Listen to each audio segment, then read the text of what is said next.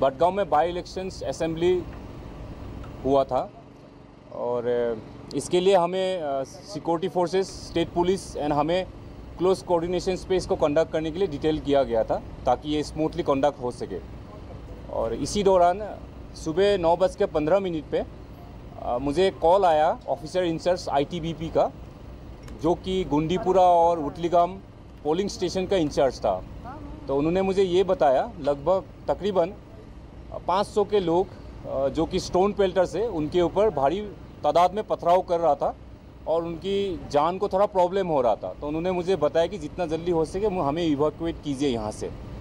और इस कॉल मिलने के बाद मैंने तुरंत अपना क्विक रिएक्शन टीम बिना वेस्टिंग ऑफ टाइम मैंने यहाँ से मूव किया।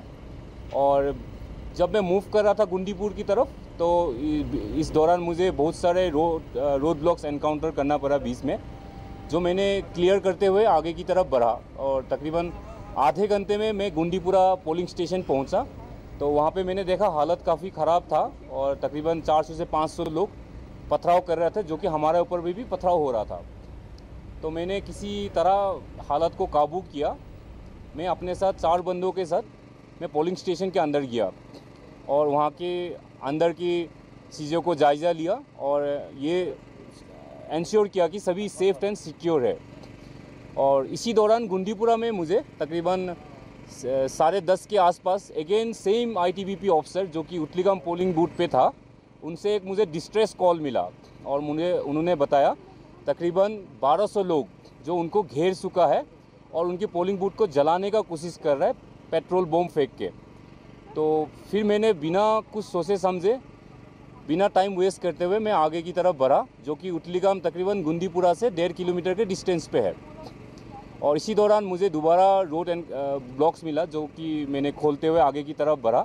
और जैसे ही मैं उटलीगाम पहुंचा, उसी दौरान जो ये भीड़ था ये हमारी तरफ भी मुड़ गया और हमें बुरी तरह से घेर लिया, जो कि लगभग 1200 लोग थे। और हम गाड़ी के बाहर गाड़ी से बाहर हम निकाल नहीं पा रहे थे। तो मैं लगातार अनाउंसमेंट कर रहा था, मैं अपने मेगाफोन से उनको बता रहा था कि हम सिर्फ polling booth staff, civil staff, वहाँ के सिक्योरिटीज़ को हम बचाने के लिए, रेस्क्यू करने के लिए आए हैं, तो हमें वहाँ तक जाने दीजिए। तो बाद मेरा लगातार मेगाफोन से अनाउंसमेंट करने का बाद भी भीड़ हट नहीं रहा था। तो इसी दौरान दिल में एक बार ख्याल आया कि मैं यहाँ से निकल चलूँ, बट मैं ड्यूटी बाउंडेड आदमी हूँ, तो मुझे अपने सबऑर्डिनेट्स के बारे में भी सोचना पड़ा, क्योंकि वो मुझे काफ़ी बार कॉल कर चुके हैं और ये बता रहा था कि उनकी जान को बहुत ही खतरा हो रहा है। तो बिना सोचे समझे मैंने सामने देखा है 30-40 मीटर पे एक बंदा खड़ा था और जो पूरा भीड़ को इंस्टिगेट कर रहा था और वो ऊपर से एंटी इंडियन स्लोगन्स भी बोल रहा था। तो हमने और मेरे पार्टी को मैंने आदेश दिया कि इसी बंदे को पकड़ लेते, जो कि एक रिंग लीडर होने का अंदाज़ा है। तो जैसे हमने उसकी तरफ बढ़ा तो उसको भी भाव आ गया कि वो शायद आर्मी मुझे पकड़ने वाला है, तो वो पीछे मुड़ के भागना का कोशिश किया। तो इसी दौरान वहाँ पे एक मोटरसाइकिल वाले के पीछे में वो बैठ गया और मोटरसाइकिल वाले के साथ भागना शुरू किया। डिस्पाइट हमें बहुत सारे पथराव का सामना करना पड़ा, जिसमें मुझे और मेरे बंदों को भी चोट लगा, पर फिर भी हमने उस बंदे को पकड़ा, तो जिसका नाम फारूक अहमद डार था, जो कि चिल का रहने वाला था। और ये इंसिडेंस उटलीगाम में हुआ था, जो कि लगभग 20 किलोमीटर का डिस्टेंस है ये। तो इसको पकड़ते हुए जैसे हमने इसको पकड़ा तो भीड़ थोड़ा सा डिस्पर्स होना शुरू किया और वहाँ पे उटलीगाम में बाइलेंस बने हुए, तो बाइलेंस के अंदर में भीड़ घुस गया। तो इसी दौरान हमने उसको पकड़ के पैदल आगे की तरफ बढ़ा, जो कि उटलीगाम पोलिंग स्टेशन की तरफ। तो वहाँ पे मुझे एक ITBP का माइन प्रोटेक्टेड व्हीकल मिला, उनके सहारे हम आगे की तरफ बढ़े और पोलिंग स्टेशन पहुँचे। वहाँ पे मैंने लगभग 4 सिविल स्टाफ, एक पुलिस कांस्टेबल JKP का और 7 ITBP को बचाया और उनको मैंने वहाँ से सुरक्षित निकाल के लाया और माइन प्रोटेक्टेड व्हीकल तक लेके आया। फिर वहाँ से हम पैदल चलना शुरू किया। इसी दौरान मेरा माइन प्रोटेक्टेड व्हीकल कीचड़ में फंस चुका था, तो ये देखते हुए हालात और भी बिगड़ चुका था।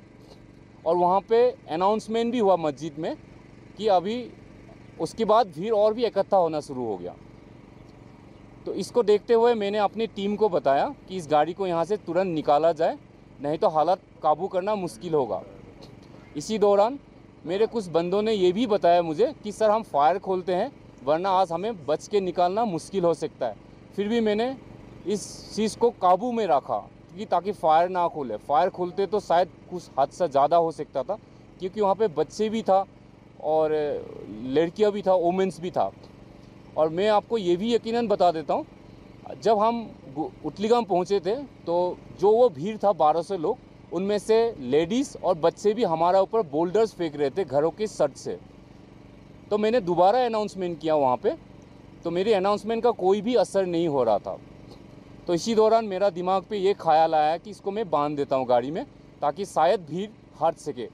तो मैंने अपने ट्रूप्स को बताया कि इसको आगे में बैठा के बांध दो ताकि हम यहाँ पे निकालने का शायद रास्ता मिल सके। तो इसी दौरान जैसे हमने उसको बैठाया तो भीड़ थोड़ा डिस्पर्स होना शुरू हो गया और सडनली रुक गया पत्थर फेंकना। तो इसी दौरान हमें एक दरवाज़ा मिला जहाँ से हम सेफली निकाल सकें। तो तुरंत मैंने अपने ट्रूप्सों को आदेश दिया कि आप लोग गाड़ी में बैठिए और यहाँ से निकालने का कोशिश कीजिए। तो हम धीरे धीरे वहाँ से निकालने का कोशिश किया। तो वहाँ से जैसे हम निकले तो सही सलामत मैंने इन 4 सिविल पोलिंग स्टाफ वाले को, एक जेकेपी पुलिस कांस्टेबल को और 4 लोगों को मैंने बसा के सही सलामत मैंने गुंदीपुरा तक पहुँचा दिया। और उसके बाद हम आगे की तरफ बढ़ चुके थे।